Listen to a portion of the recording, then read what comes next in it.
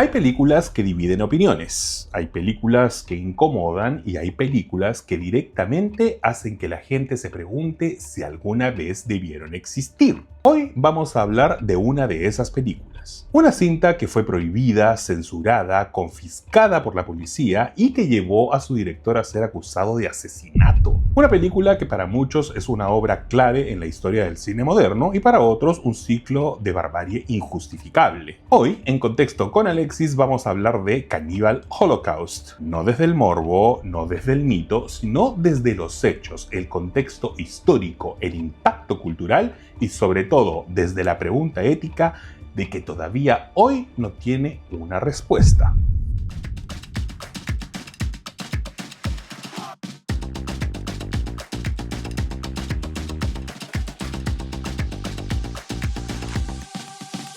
Antes de continuar, es importante decir algo con total claridad. Este episodio aborda temas de violencia extrema, crueldad animal real, violencia sexual y representación problemática de pueblos indígenas. El objetivo de este programa no es glorificar ni normalizar nada de eso. El objetivo es entender por qué esta película existe, qué impacto tuvo y qué nos dice hoy, más de 40 años después, sobre el cine, los medios y el consumo de violencia como espectáculo. Si este tipo de contenido te resulta perturbador, este episodio puede que no sea para ti, y eso también está bien. Para entender Cannibal Holocaust hay que entender la Italia de los años 70. Italia vivía los llamados años de plomo, terrorismo político, secuestros, asesinatos y una cobertura mediática que cada vez era más sensacionalista. La televisión y la prensa explotaban imágenes de violencia real para competir por audiencia. El shock vendía, el medio vendía, la sangre vendía. En ese contexto nace el cine de explotación italiano, películas de bajo presupuesto, violentas, polémicas y que buscaban provocar al espectador más que complacerlo. Dentro de ese cine surge un subgénero específico, el cine caníbal. Películas ambientadas en la selva, con pueblos indígenas retratados como salvajes y con una mezcla de aventura, terror, sexo y violencia extrema. Ruggero Deodato ya había trabajado en este subgénero antes, pero con Cannibal Holocaust decide ir más lejos, mucho más lejos. Cannibal Holocaust se estrena en 1980, es una producción italiana dirigida por Ruggero Deodato y con el guión de Gianfranco Clerici. Fue filmada principalmente en la selva amazónica de Colombia con actores estadounidenses e italianos y con comunidades indígenas reales como extra. El presupuesto fue muy bajo, pero la ambición conceptual era enorme. La música fue compuesta por Riz Ortolani y esto es importante, la banda sonora es casi poética, melancólica, en contraste brutal con lo que vemos en pantalla. Esa contradicción no es casual, es parte del discurso de la película. Cannibal Holocaust tiene una estructura engañosa. En la primera parte seguimos a un antropólogo llamado Harold Monroe, que es enviado a la selva para investigar la desaparición de un equipo de documentalistas. Hasta ahí parece una película de aventuras, pero en la segunda parte ocurre el quiebre.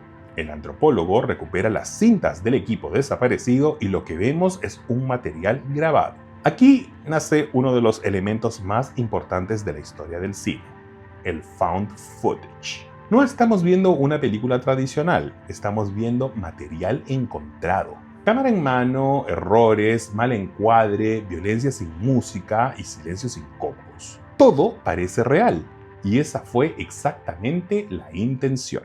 En este metraje vemos algo perturbador. Los documentalistas no son víctimas, son victimarios.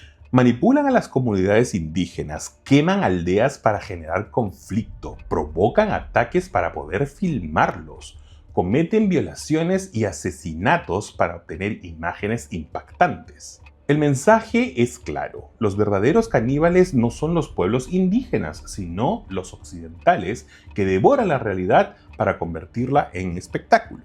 Es una crítica directa al periodismo sensacionalista, al colonialismo cultural y al consumo de violencia como entretenimiento. Hasta aquí la idea es potente, incluso adelantada a su tiempo. Pero el problema no es lo que la película dice, el problema es cómo lo dice. Vamos a aclarar esto de forma directa. En Cannibal Holocaust no hay asesinatos reales de personas. Todos los actores están vivos.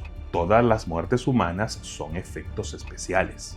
La famosa escena del empalamiento fue tan bien lograda que el director tuvo que demostrar técnicamente cómo se hizo el efecto para evitar ir a prisión por homicidio. Pero sí hay algo real, y aquí está el punto de quiebre ético. Durante el rodaje se maltrataron animales reales frente a la cámara, exclusivamente para la película. Una tortuga amazónica gigante, un coatí, una boa, una tarántula, un cerdo y 2 monos ardilla. No eran imágenes de archivo, no eran accidentes, fueron decisiones consistentes de producción. Y eso cambió todo. A los pocos días del estreno en Italia, la policía confiscó la película. Ruggero Deodato fue arrestado, acusado de obscenidad, violencia real y eventualmente asesinato. Durante semanas se creyó que la película era un snuff film. Los actores principales habían firmado contratos que les impedían aparecer en público para reforzar la ilusión de la realidad. Finalmente, Deodato llevó a los actores vivos a los tribunales y demostró los efectos especiales. Las acusaciones de asesinato fueron retiradas, pero fue condenado por crueldad animal. La película quedó prohibida en Italia durante años. Cannibal Holocaust fue prohibida o censurada en decenas de países. En el Reino Unido fue catalogada como un video nasty y estuvo prohibida por más de 20 años. En Australia, Nueva Zelanda, Noruega, Finlandia, Islandia, Singapur, Sudáfrica y otros países, la película fue vetada total o parcialmente. Durante años, su fama creció precisamente por la censura, no por el contenido artístico, sino por el mito. Robert Kerman, el protagonista, era actor de cine adulto y actor teatral. Participó en Cannibal Holocaust por necesidad económica y luego se arrepintió públicamente. Dijo que la experiencia fue traumática, especialmente por la violencia real hacia los animales. Carl Gabriel York continuó trabajando en la industria audiovisual como analista de guión y desarrollador. Francesca Ciardi desapareció durante años y luego volvió al circuito del cine de culto. Luca Barbareschi se convirtió en político, diputado del Parlamento italiano y además de productor y figura televisiva. Y Ruggero Deodato pasó el resto de su vida cargando con el peso de esta película. En entrevistas posteriores admitió arrepentimiento, especialmente por la crueldad animal. Aquí es donde en contexto se vuelve incómodo. Cannibal Holocaust anticipó el found footage, criticó el sensacionalismo, influyó en el cine moderno, pero lo hizo usando los mismos métodos que denunciaba. Critica la violencia mediática mientras que la reproduce. Critica la explotación mientras explota cuerpos reales. Entonces, la pregunta es inevitable. ¿El mensaje justifica el método? ¿Puede una obra ser relevante y al mismo tiempo moralmente inaceptable? Otro punto clave, la representación de los pueblos indígenas. Las comunidades reales no eran caníbales como se muestra. La película refuerza estereotipos coloniales, el indígena como salvaje, primitivo y peligroso.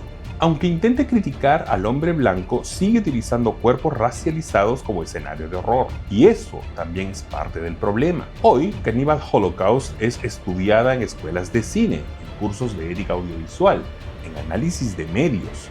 Y no porque sea agradable, sino porque obliga a pensar. Es una advertencia temprana sobre el reality show, el true crime y la viralización del sufrimiento. Nos obliga a preguntarnos si realmente hemos avanzado tanto o si solo cambiamos de formato. Cannibal Holocaust no es una película fácil, no es una película cómoda y probablemente nunca debió serlo.